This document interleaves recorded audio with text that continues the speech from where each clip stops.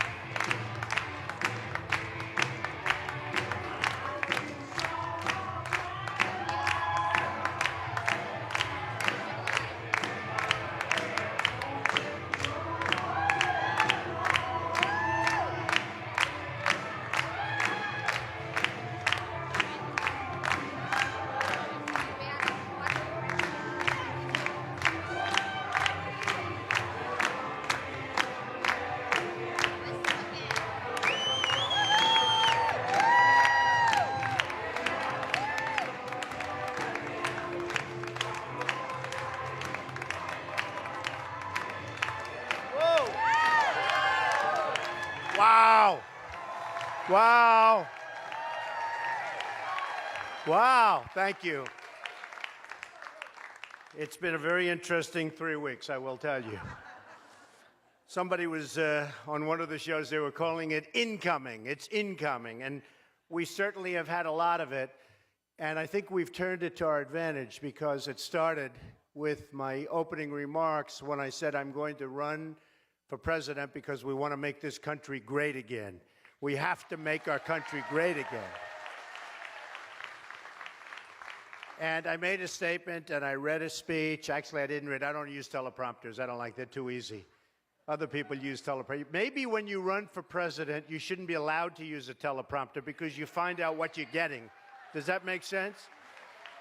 And very interestingly, we made a speech, got great reviews, fantastic reviews, and everybody thought it was a wonderful speech, wonderful opening. And then about a week later, they said, they took a statement and they dissected it. And they cut out a few words, and they said this, and all of a sudden, and it was very interesting. And what that sort of transformed into was the word illegal immigrants. And we brought something up that wasn't even discussed by anybody, Democrat, Republican, wasn't discussed. The problem that we're having in this country, it's a tremendous problem with the border and border security and lack of border security and illegal immigrants. It's a huge problem, and now everybody's talking about it, and they're saying I was right, and people that were criticizing me 2 weeks ago are calling me, and they're saying, off the record, Mr. Trump, you were right. And even reporters, a couple of them called, and they sort of don't. I said, would you go on the record? No, we don't want to do that. But we're getting great credit. And then last week, as you know, we had a tremendous rally, 15,000 people in Phoenix, Arizona, and it was unbelievable. And they really came for a reason, and it was illegal immigration. They're being decimated. They want it stopped. I want people to come into the country, but they have to do it through the legal process.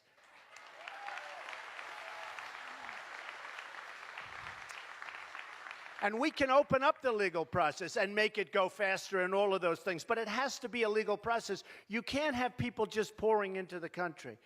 So I was out there and I was taking tremendous abuse, unbelievable abuse actually. And people said, would you apologize? Would you apologize? And then there were tremendous crimes that were being noted after my speech. And then you had Magnificent Kate from San Francisco, killed by an illegal immigrant who was forced across the border back to us, in my opinion, forced by the Mexican government, back to us, and that was taking place, and 5 times back into our country, and the 5th time was not good. because Kate should be with us, and she's not with us. She was an amazing person from everybody's standpoint, and she's not with us. And then other things happened, so many other things. And now people are looking, and they're seeing what's going on. So that's become a very, very big topic, illegal immigration. And I can say, in terms of setting the standard and setting the force, it would not even be discussed right now, folks. And it's going to be something, I think, that's going to be one of the hot buttons. Now, I watch as politicians are trying to claim that, and that's okay with me. You know, they're all talk, no action, so they won't do anything anyway, just so you understand. They can talk all they want. I mean, I got a little dose of it. I was coming up, and I see your senator. What a stiff. What a stiff. Lindsey Graham. By the way, he's registered 0 in the polls. 0. He's on television all the time. So this morning, you know, they told me, Mr. Trump, because Bush said, my tone's not nice. My tone. I said, tone, we need tone. We need enthusiasm. We need tone. It's true. But they said, and actually Hillary Clinton said, I don't like his tone. We have people having their heads cut off, Christians, in the Middle East. We have people that are being dunked in cages and drowned in the Middle East. We have border security that doesn't exist, and it's not because of our incredible border folks. I mean, they can do the job, and we can build a wall. And by the way, Mexico can pay for the wall, just so you understand. You know, all of these guys say, oh, they'll never pay. Of course they'll pay. If you have the right guy negotiating that, they'll pay. They're making a fortune. And I have a lot of respect for Mexico, by the way. A lot of people said, oh, he doesn't like, I love Mexico. And I love the Mexican people. I've had thousands of Mexicans working for me. I sell apartments for millions of dollars to people from Mexico. They love me. They love me. All of a sudden, I had this thing about, and by the way, Nevada just came out with a poll. And I said, I will win the Hispanic vote. I'm the only one that's going to win the Hispanic vote because I'm going to take jobs from China and Japan and Mexico and lots of other places. We're going to bring them back here, and they're going to work. They're going to be legal in the country. They're going to work. Everybody's going to be happy. They're going to make money. So I love the Mexican people. I love the Mexican people. I love Mexico. I really like Mexico. It's a great place. The problem we have is that their leaders are much smarter and sharper and more cunning than our leaders. Are you shocked to hear that, by the way? Is anybody not sharper and more cunning and smarter than our leaders? Any country in the world? Do we make any good deals anymore? Trade? When was the last time you said, oh, gee, we beat China in a trade deal? Doesn't happen. We beat Japan in a trade deal. I see their boats. I was in Los Angeles. I see these ships come in. Biggest ships I've ever seen. Millions of cars coming into this country. Millions. Ships that are 5 times longer than this totally sold out building, along with the amphitheaters, by the way. The press never reports that. They never report that. But that's okay. I was going to actually bring the press, have them sit over here so they see. But totally, just biggest ships. Cars, cars, cars. They just cut their yen. You know, they just cut their currency. Now it's going to be even harder. I tell the story. A friend of mine is a great excavator. That's what he does. He digs foundations. You didn't think I knew people like that. Those are my people, let me tell you. This guy's great. He's a great excavator, and he was very, very upset because his order for new excavators, excavation equipment and tractors, I said, what's wrong with you? He goes, well, I didn't buy Caterpillar. All my life I bought Caterpillar, and now I went to Komatsu. I said, why did you do that? He said, because Japan just cut their currency so low, Donald, that I had no choice. I had to do it. I feel so guilty. He said, but I owe it to my wife and my family and my employees and the company that I built. They couldn't compete with it. And I said, isn't that sad? I said, do you mind if I use that story? He said, use it. What do you mean use it? For what? I said, I'm going to run for president. That's a good story for me, to be honest. But that's happening, and it's happening even worse with China.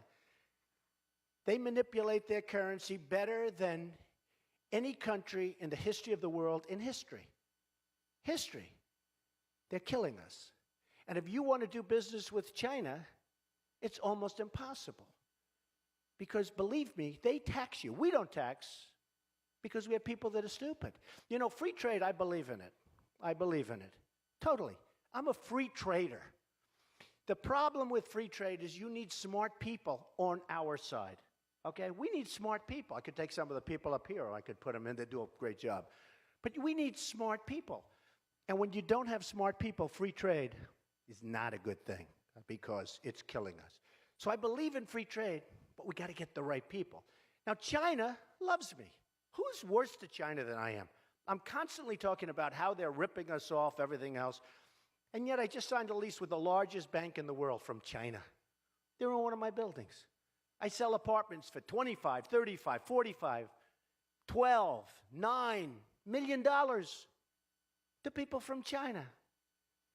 I own a big chunk of the Bank of America building in San Francisco. I beat the people from China. I win against China.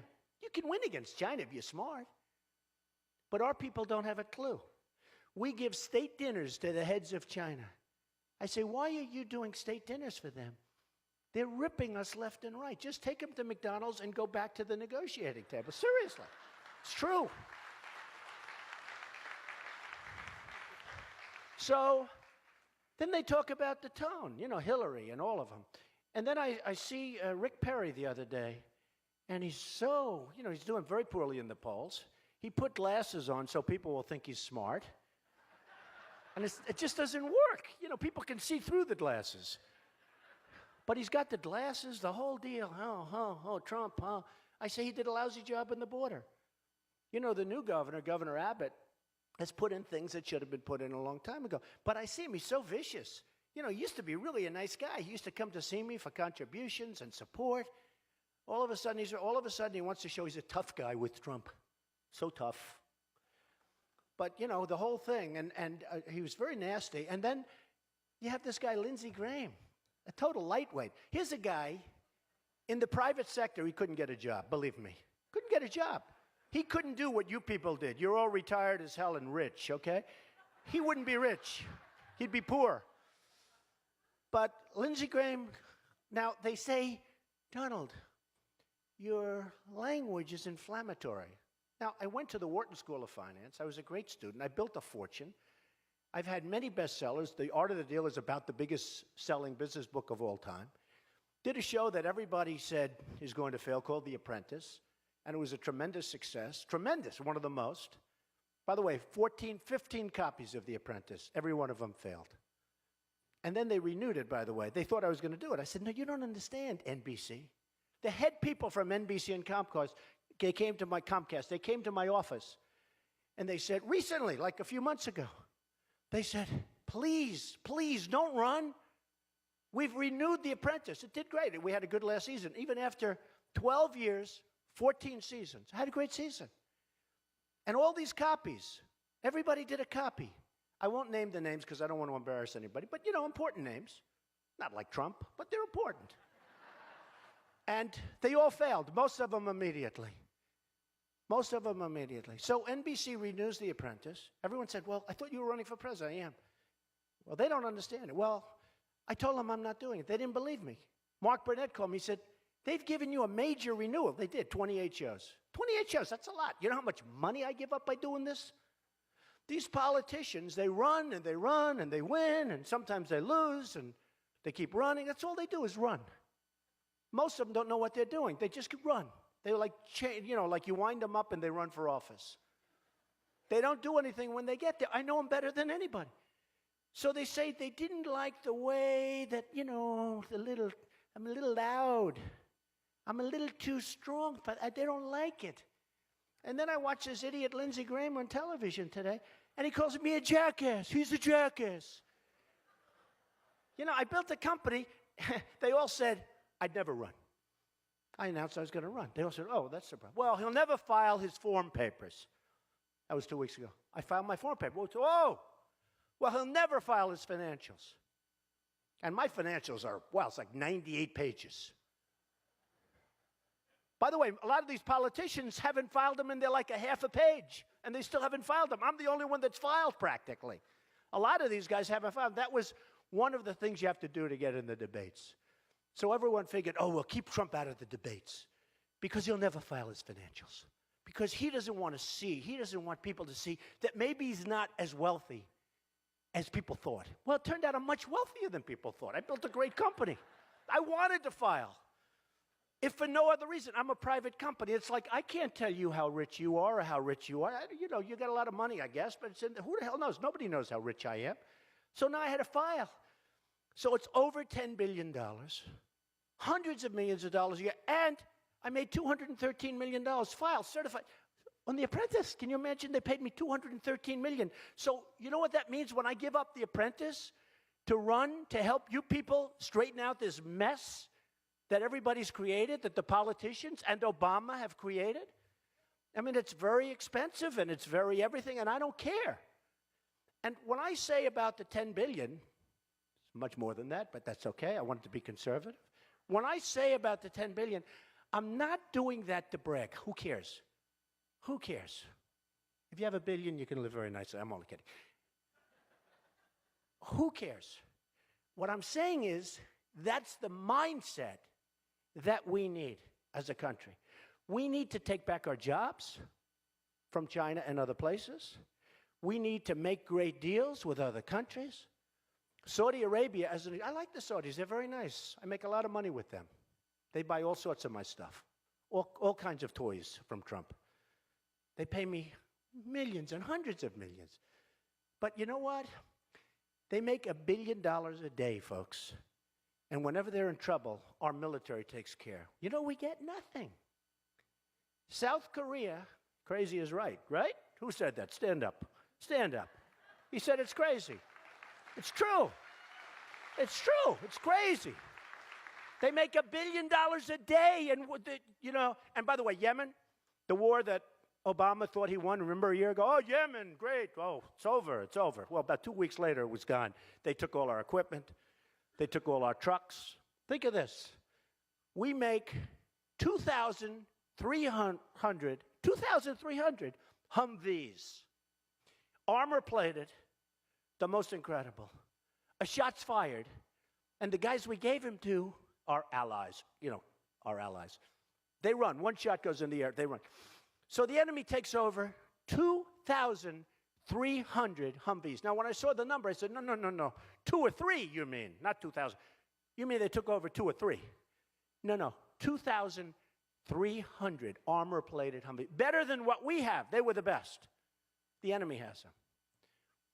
We have such stupid leadership. And if you think that with Yemen, you take a look at that border with Saudi Arabia, if you think they're stopping at Yemen, they don't want Yemen. They want the oil. They're going to go. That'll be next. Just like I predicted Iraq was a disaster. I'm the only one who said don't do Iraq. If you look at Reuters, July of 2004, headline, Trump said don't do Iraq. And I'm the most militaristic person ever. I will not only do great things for our vets, and I will take care of our vets. Our vets are treated like third-class citizens.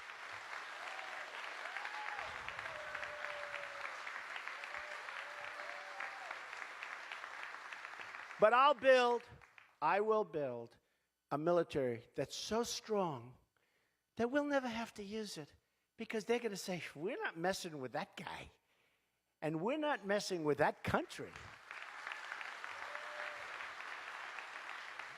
Because our military is decimated. I'm in the real estate business. All the time I get these listings, you know, a base, a naval base, an army base, a marine base. They're always for sale. I say, how many bases can they sell? I mean, they're selling the bases. When you sell the bases, that means they're closing up. And right now, our military is the smallest it's been in decades. And we need it like more than ever. And our vets are being treated worse than they've ever been. So the waiting list, worse than they've ever been. The waiting list, as of this morning, I just saw a report. You know, they had the big thing when they had the scandal, because it's the most corrupt thing you've ever seen. And this is why I'm angry at John McCain, for 2 reasons. Number one, John McCain, you got to remember this, he's totally about open borders and all of this stuff. And when I went to Arizona, he called these 15,000 unbelievable people. Unbelievable. I know crazies. Okay? I know crazies. These were unbelievable American people. And John McCain, who I supported for president, I think I raised him over $1 million. And he lost. So he can lose. I don't hold that against him, but I raised him a lot of money. But he called these people crazies. There were so many they had to turn, like, I think 1,000 or 2,000 away, like they did here. I hear they had to turn a lot of people away. Even though they have the anti-rooms all over the place, they have to turn people away. That's the kind of crowds we're getting. But he said that, and today, I hear the waiting list, the longest it's ever been. I hear it's worse than it's ever been. And 2 years ago, remember, in order to get rid of all of the problems, they threw more money at it. But when you have incompetent people at the top, and they put a new guy, but he's not the right guy. He doesn't know what the hell he's doing, according to everybody I know. He has no clue. I know the best people. I know the best managers. I know the best deal makers. I know people that will make us so strong. I know guys that are so good as managers. A lot of times a deal maker isn't a good manager. And then a manager isn't a good deal maker. But you look at Obamacare with the $5 billion website, and the wonderful former governor, who was a wonderful woman, didn't have a clue. She didn't have a clue. It was a mess. So how do you spend $5 billion on a website for something that has to be repealed and replaced with something much better? Has to be. Has to be. We have no choice. Because it's bad for the people. The premiums are going through the roof. The deductibles are ridiculous. You'll never get to use it unless you get hit by a Komatsu. It's the only way you get to use it. It's true. Not Caterpillar. We don't buy them anymore, remember. So this guy, Lindsey Graham, gets out, and he's out there, and he calls me a jackass. I'm supposed to be nice. I'm trying to be nice. You know, I'm working hard to be nice. But every time I turn on, I have some guy that is hitting me, like, hard. Now, the reason they're hitting me, in all fairness, is when you register 0 in the poll, what the hell? They have nothing to lose, right? And then I thought to myself about Lindsey Graham, you know, I thought it was a very bad statement. You know, you build a fortune, you're a smart guy, you want to do something great for the country. I'm giving up millions of dollars. I had Macy's terminate a deal because, oh, Don, you're a little controversial. You're talking about illegal immigration. I said, it's illegal. But they had no guts. No, it's true. It's true. And all over the world, a friend of mine calls me from Paris. Oh, Donald, it's so bad about losing NASCAR. I feel so badly for you. It says, Trump loses NASCAR. Headlines on a business paper in Paris. Guy calls me up to pay condolences. You know what it was? It was a banquet at Doral, one night. It was a one-night banquet at Doral. I'll rent it to somebody else for more money in about 2 seconds in Miami. The next day, Trump loses ESPN. ESPN severs ties with Trump. It was a golf outing for 120 golfers from ESPN at my course in Los Angeles. So now they're going to go to a crummy course because this course is much better than the one they ultimate. It's like not even a contest. So they'll play at this crummy course. By the way, they'll all be back next year. They already told me that. Hey, Don, we're going to get out for a year. We'll be back next year. I said, okay, that's okay. I keep their deposit. They both, no, they gave me, no, 100%. 100%. I keep their deposit, and I rent it, so I get 2 for the price of 1. We know what that feeling is. But, you know, all over the place. But it's still a lot of money. Then I sued Univision and NBC. That's going to be easy. I mean, the whole thing is, like, ridiculous. So I give up a lot. But this guy, Lindsey Graham, so he calls me a jackass this morning. And I said to myself, you know, it's amazing. He doesn't seem like a very bright guy, okay? He actually probably seems to me not as bright, honestly, as Rick Perry. I think Rick Perry probably is smarter than Lindsey Graham, but what do I know? Actually, I said about Rick Perry that he said, I shouldn't be debating because my spirit is wrong for America. Okay, all I want to do is make us rich, save your Social Security, stop having everyone rip us off, and I have bad spirit, right? So he said he shouldn't be allowed on the debate stage. I said to myself, he shouldn't. And then I tweeted, I have many millions between Facebook and Twitter. It's great. It's like owning a newspaper without the losses. It's incredible. Incredible. So I tweeted that Rick Perry should have to have an IQ test before getting on the debate stage. And people said that was tough. But today I got called a jackass by this guy. And then I said to myself, hey, didn't this guy call me like 4 years ago? Yes. He called me 4 years ago, 4 years ago. Lindsey Graham, I didn't even know who he was. He goes, Mr. Trump, this is Senator Lindsey Graham. I wonder if it would be possible for you to call Fox.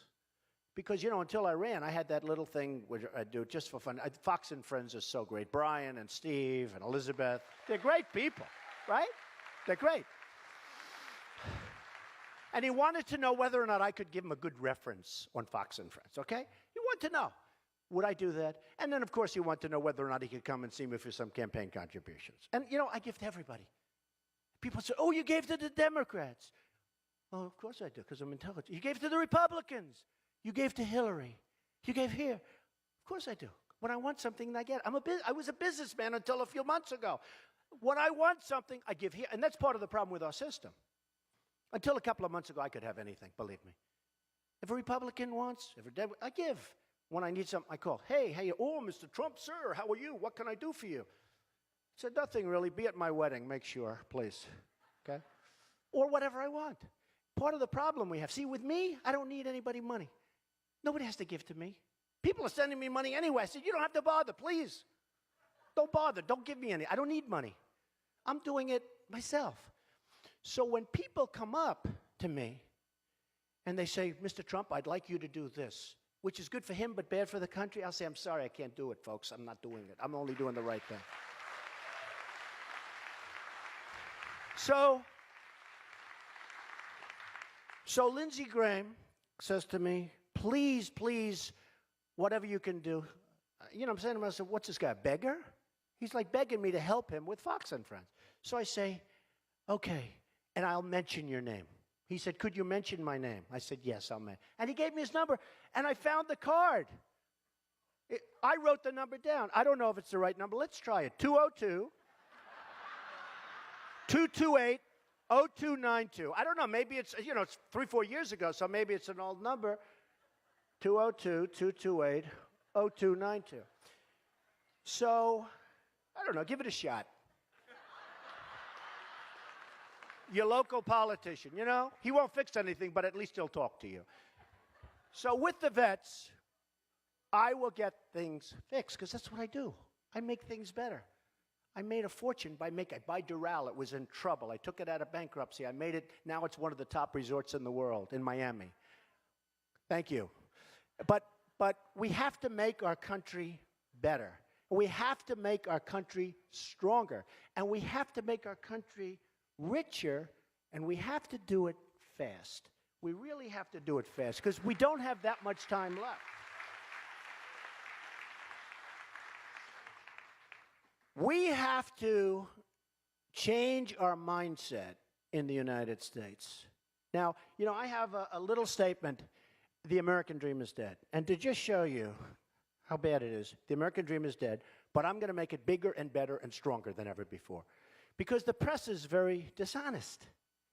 And I say, always, the American dream is dead, but we're going to make it bigger and better. And everyone stands up and they go crazy and they applaud. And I mean it. So my wife goes the other day, I'm talking to her, and she comes, oh, darling, that was such a tough statement. I said, what? I said, I thought I did well. And they turn it on. They have, on television, TiVo, they have, the American dream is dead. Cut. That's the end. That's a terrible statement. So I say, the American dream is dead. We're going to make it bigger and better and stronger than ever before. That's what I'm going to do. I know how to do it. Politicians don't know how to do it. They don't know how to do it. And I am so tired of politicians. Nobody knows them better than me. I know them. I deal with them. If you can't get rich dealing with politicians, there's something wrong with you. Honestly. I know them. The problem is with politicians, and this is almost all of them, not all of them, but the problem is with politicians, it's perseverance, they work, they try, but they only want to keep their job. That's 99% of what they want. I get calls from senators, could we come and see you? You know, you have these campaign finance limits, which are actually a good thing because, you know, you can just give to. I even tell them, senators call up, I send them a check, it's easy. I said, don't bother. They want to fly from Washington to New York. I mean, how long? Come to my office, and I'm allowed to give them, what, $2,600 or something. I mean, like a whole day is wasted. And I say, this is what they do? And that's what they do, from morning till night. And if you need something, Later on, they win their election or they lose their election. If you need something, you call them. They treat you great, like royalty, like royalty. And a businessman, a business person, knows the game. And what you look at, for instance, Jeb Bush. I'm not a fan of Jeb Bush because Jeb Bush is in favor of Common Core and he's weak on immigration. Those are two bad things. I think he's a nice person, actually. But he's very in favor of Common Core, meaning he wants your children to be educated from Washington, D.C. by the bureaucrats. Okay? Not good. And he's very weak on immigration. And he's not a deal guy. He's not a deal maker. He's not, who would you rather have negotiating in China, as an example? Trump or Jeb? Or Trump or Hillary? Hi. Okay? Hillary. She's another one with the tone. Isn't it amazing? They both said tone the same day. It was about the tone, but they both said it the same day. So I am very excited about this. It's a very interesting situation that's taken place. We had a poll come out yesterday, the Washington Post poll with ABC, and it showed that I had an 11-point lead. That's faster than scheduled. You know, that's faster than scheduled. I mean, that's the good news. The bad news, it drives people crazy. And I don't really know why, because all I want to do is make our country great again. You know, it's like, aren't we all on the same track? Whether you're a liberal, a Democrat, a conservative, a Republican, or all of them, I mean, aren't we like sort of all on the same track? You want to make our country great. I know people that are Democrats that love our country. I know people that are liberals, believe it or not, that love our country. And if I can make phenomenal deals with China, which I will, believe me. The best negotiators in the world, I know everyone. I know the bad ones, the good ones, the overrated ones, the ones you never heard of that are better than all of the ones you read about. I know them all. I wrote The Art of the Deal, right? We need the art of the deal. We don't have the art of it. They never read it in this administration. They're the only people that didn't read it. But if I can bring wealth in so that we can save your Social Security without cuts, all the Republicans are talking about, we're going to cut, we're going to raise the age, we're going to do this, your Medicare, your Medicaid, and your Social Security. But I'm the only one that knows how to do it. And the way you do it is you have to make our country vibrant so that we can afford it. Right now we can't afford it. Our GDP went down in the first quarter. It's like down. China went up to 7%, and they're beside themselves. How come it only went up 7%? And China, 1 year ago, it was announced that China now is the #1 in the world. You know that. Economically, from the standpoint that so matters. China, this is unthinkable. We've allowed them, and it's our money. I mean, I love Apple, but where are they made? What do they have, an office here, and all the workers are over there? We got to change it around. We got to incentivize them so we make Apple and all the other things. They got to be made here. And if China isn't treating us fairly, we have all the cards. The administration doesn't know this. If they're taxing and we're not taxing, which they do, by the way, then we have to make sure that they pay a penalty. And they will stop immediately. And if they don't stop, we'll get rich on receiving taxes from them. And we don't even want to bring up the word. So we're going to save your Social Security. We're going to make it strong and solid. Medicare, Medicaid, we're going to stop the waste and the abuse and the fraud that goes on. We're going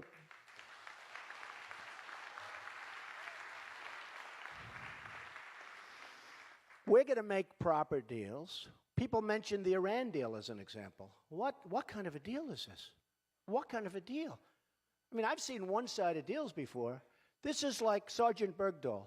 We get a traitor, a no-good, rotten traitor, like Bergdahl.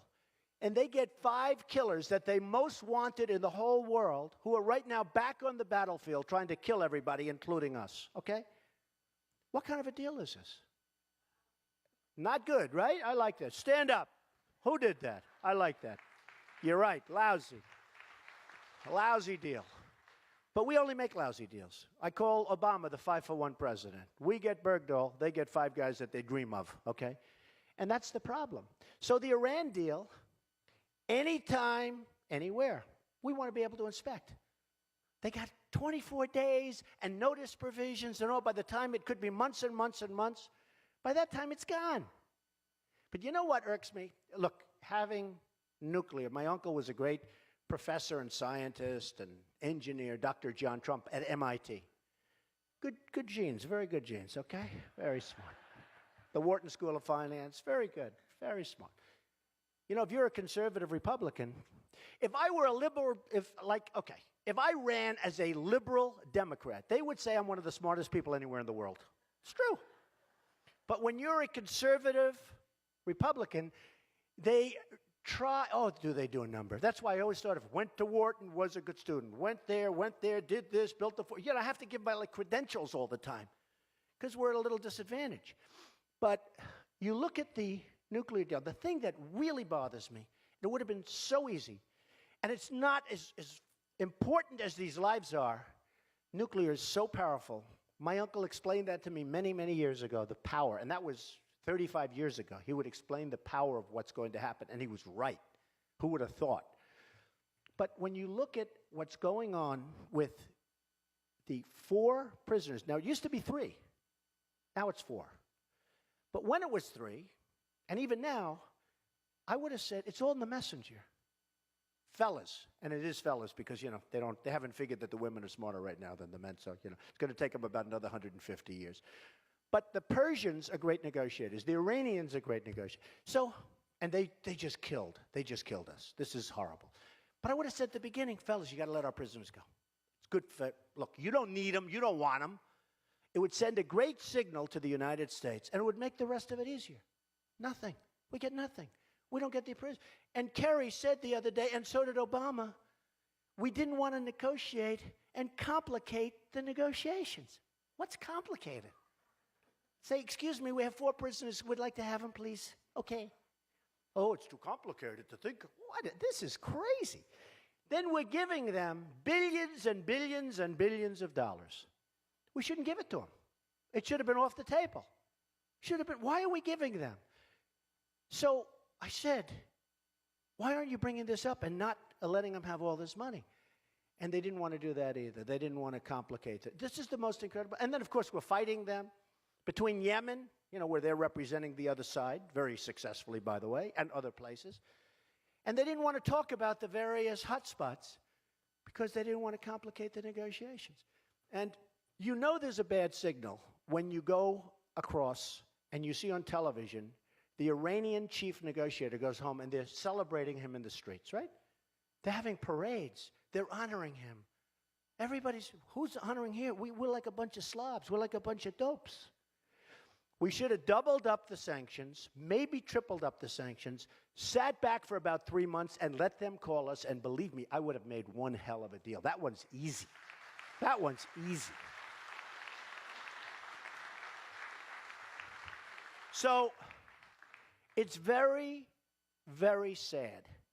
And a lot of people think the reason I'm doing so well in polls, we had a very good Iowa poll yesterday, but that I'm doing so well in the polls is that, when North Carolina comes in, your neighbors, and I'm killing everybody in North Carolina. Hopefully I'm going to do great in South Carolina. And I love Steve Spurrier, by the way, legitimately. By the way, I do. I love Steve Spurrier. He's going to do a great job. He's going to have and say whoever the hell he is, say hello to him, okay? But he's a good guy. He got a great coach. But when I do great in North Carolina, when I do great in Nevada, which just came out, and I won the Hispanic vote, I won big league, the Hispanics. I'm telling you. There is something happening. There used to be the expression, many of you have heard it, and for some reason for years it hasn't been, the silent majority.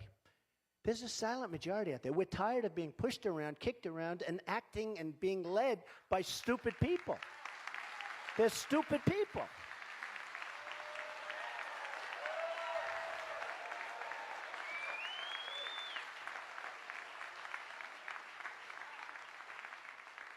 I mean, you have a president who can't just say a few words. Put the flags at half-mast for the 5 Marines that were just killed. Why? Why? Why?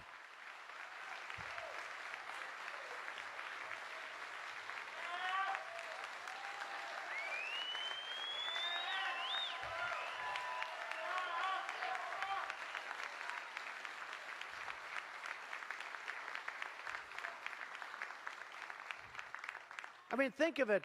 Think of it. How easy. It's almost like, does he read the papers? Does he watch television? Every television, whether it's Fox or CNN or MS, any of them, they're all talking about it like, oh, gee, well, all he has to do is say, you know what, just put them at half-mast for a week. If these people were great. They never had a chance. This gun-free zone nonsense, we got to stick up for that Second Amendment. This gun-free zone.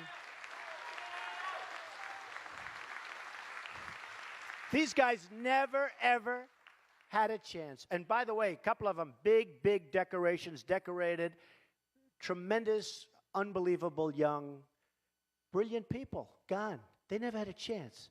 A gun-free zone. And they're trained with weapons. It's not like, oh, gee, that's not good. They're trained. These are the best. And they were sitting ducks. They never had a chance because of the stupidity. We have to get rid of that whole gun-free zone nonsense and just stop it.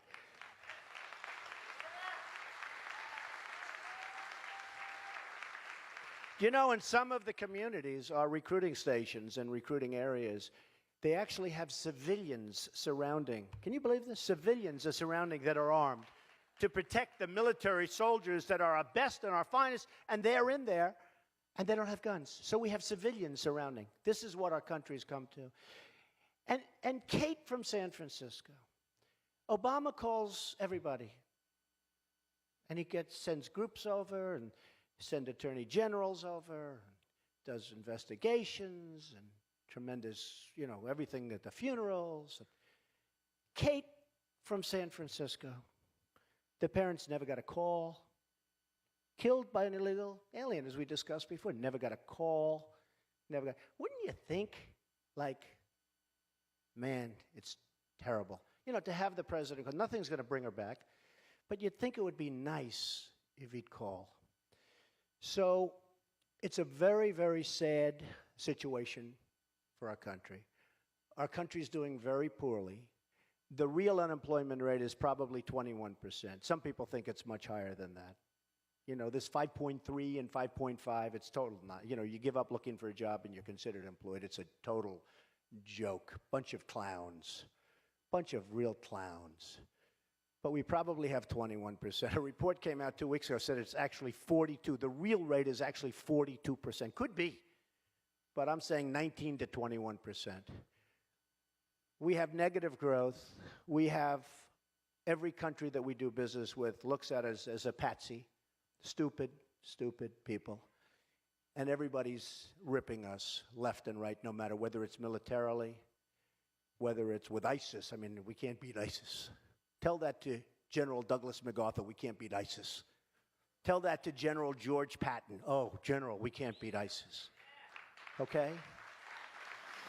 Did you ever see Obama at a news conference explaining when and where we're going to raid the enemy? In 2 weeks, we're going in through the back. And I'm saying, can you imagine George Patton lying in his grave? He's spinning like a saucer. I can't believe what I'm hearing. And then I say, oh, good, that's smart because that's camouflage. And he does it. And it turns out to be a tough battle because they're ready. We need smart leadership. We need brilliant leadership. We have to make America great again. Thank you. Thank you. Thank you. Thank you very much. Thank you. Thank you. Thank you. Thank you.